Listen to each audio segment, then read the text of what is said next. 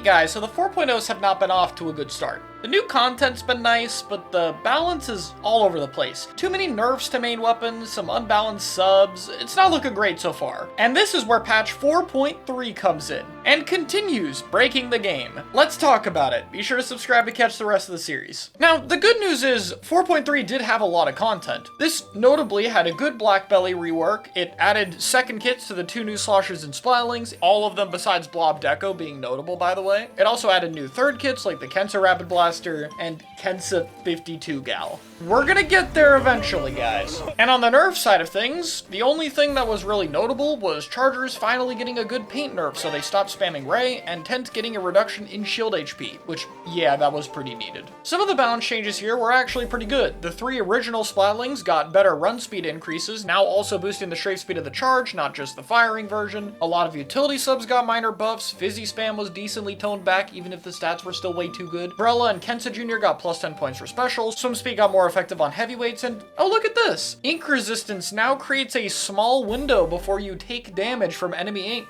What a cool change, I really wonder why they did that. Specials got a lot of changes as well. Splashdown can now break Brella shields and Ballers, and Baller can now also one-shot Brella shields. It also got better at tanking Inkjet. Ultra Stamp is the first of the 2 new specials to get some big buffs, attacking faster and blocking shots better, as well as moving slightly faster. This still didn't make it anything special, and it would actually get more buffs down the line. Outside of Rainmaker though, Stamp never really became a big deal in Splatoon 2, sadly. Finally, Stingray got some big nerfs, after way too much of a delay. It lost over half a second of duration, special power didn't increase the duration as much, and Armor and Baller got better at tanking it, with the latter also taking less knockback. The armor nerf was mostly offset by Stingray players just using Object Shredder more frequently, though this at least made Ray a lot harder, but you know the drill by now. It's still broken. You cannot stop it. Finally, there's 2 big new ability changes. Cold-Blooded now got merged into Bomb Defense DX, which just combined the effects. Cold-Blooded was that bad, they had to merge it into something else. They also added this new ability, Main Power-Up. It gave stackable main weapon increases for everything. Some of them were kinda pathetic, like Explo being paint but only on the line, but there were 3 effects that were a little too much. Increasing a weapon's range, increasing a weapon's paint output, or by far the most well-known, increasing the weapon's damage. This allowed Splattershot Pro, L3 Nozzle Nose, H3 Nozzle Nose, Dualies, Dualie Squelchers, Tetra Dualies, Ballpoint, Bamboo, and Hydra Splatling to do 99.9 damage. Oh, and by the way, Gluga was like the only cool one of these. It could combo a standard fire into a roll fire shot. So that was kind of interesting. So yeah, MPU damage up was not fun. If you took a small little micro step in enemy ink for a few frames, you just died in 1 less hit. It very unfairly punished aggression, and in particular, really hurt dualies, which, given their mechanic of dodge rolling, very frequently roll through enemy ink. I think it's also worth noting that this effect was so prominent at the time that it was actually optimal to turn Rumble on so you could hear when you touched enemy ink and at least be more aware of it. This was just one of those mechanics that is known for being hated. Nobody enjoyed dealing with it. All of the MPU weapons had to use just a whole ton of gear to even have access to it, which made it not fun for them, and unfortunately, it just eventually led to more passive play for the most part, which was just not great. Overall, just a pretty terrible addition. So, after all those changes, what's the meta now? At this point, it's completely different than any Golden Age era we've gone through. There's actually quite a few options to cover, so let's start with anchor weapons. Custom Jet Squelcher was still pretty popular for Ray spam, and would only get better over time from here on out. Custom Expo was great for zones since the main weapon was still unnerfed, and the Baller gave it away to survive things like Stingray. We saw a little bit of MPU Bamboo, which at the time was very annoying to deal with, but it was outclassed by longer range anchors for now. This included Ray Charger, Firefin, or a bit of Leader in zones, since those obviously had good matchups into it. However, every single anchor here is pretty irrelevant to be honest, because of one option. Ballpoint, Splatling, Nouveau. The best main weapon possibly ever in the Splatoon series, and the current strongest weapon in the game. You could totally just run 2 of them, by the way. How do I even begin to talk about what Ballpoint was? I mean, even today, it's known for being a pretty good weapon. It's a flexible anchor with a solid short-range fighting mode, good short-range paint, and very solid mobility with long-range pressure due to the long-range firing mode. But back then, Ballpoint had so much more. Let's go through the list, shall we? Old Ballpoint had cheaper points for special, less long-range range RNG, faster long-range shots, more range on the long-range mode, which about matched Hydra, had no movement speed penalty when charging or firing, being the fastest strafe speed in the game.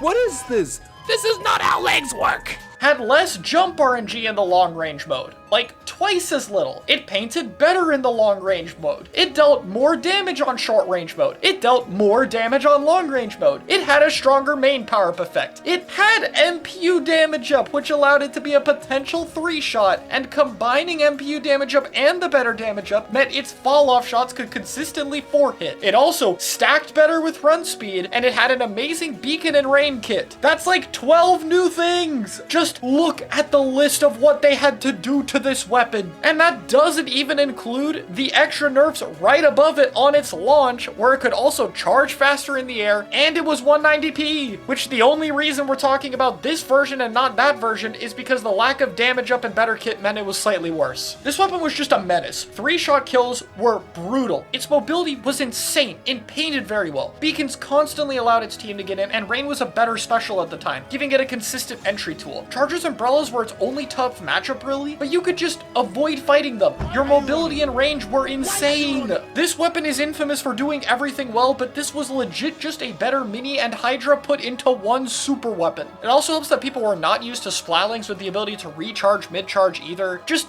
what can I even say? By pure stats alone, this weapon is just ridiculous. My candidate for the best main weapon ever put in the Splatoon series. I truly mean that. Anyway, let's talk about the other roles now. Armor support by now is pretty mandatory, and that wouldn't really change for the rest of the game's life. While Junior and Zap were totally fine, the main two choices here were H3D and Kensa Undercover Brella. Kunder mostly for what I talked about before, while H3D is actually stronger now, since MPU damage up gives it a potential 2-shot pick, making it much more consistent, especially versus more mobile short-range weapons, and especially any dually matchups. For aggressive weapons, Kensa Machine is still dominating that category, which despite some nerfs is still amazing. Some dedicated players also were pushing Slosher Deco, and Kensa dualies actually got a bit more popular. Even though MPU was good against them, they could use MPU, and it didn't require as much gear. Gold Nautilus was just added, which was solid, but it didn't catch on yet, and would never really be better than Flail Squeezer if we're being honest, but it was good at punishing shorter range weapons with solid inkjet output. Kensa Rapid also had some more aggressive utility, which people experimented with, but it would really only thrive later when matchups were more midline focused with other MPU weapons. Finally is Tenebrella and Inkbrush Nuvo strats, which, while still weaker, are still very good. And Brella is also still good, though MPU weapons did a bit more shield damage versus Brellas, particularly from Bamboo. The amount of options were decent, I guess, but not great. There was many more overtuned options in the meta, and you typically saw a core of Ballpoint Nuvo, H3D or Kunder, Kensa Sloshing Machine, or some short-range frontline weapon like Brella or K-Doolies, or just another Ballpoint. And yeah, as you can see, 4.3 did a lot more damage than any previous patches combined, and we are now fully in a downward spiral that we're gonna have to recover from. Which, the good news is, there's a lot more patches to try and fix this, so we're gonna see what they're able to do, including the subject of next week, patch 4.3.1, something released a week later. The same level of damage control we had to do with Tri-Slosher at the beginning of the game. What a good sign. Thanks for watching.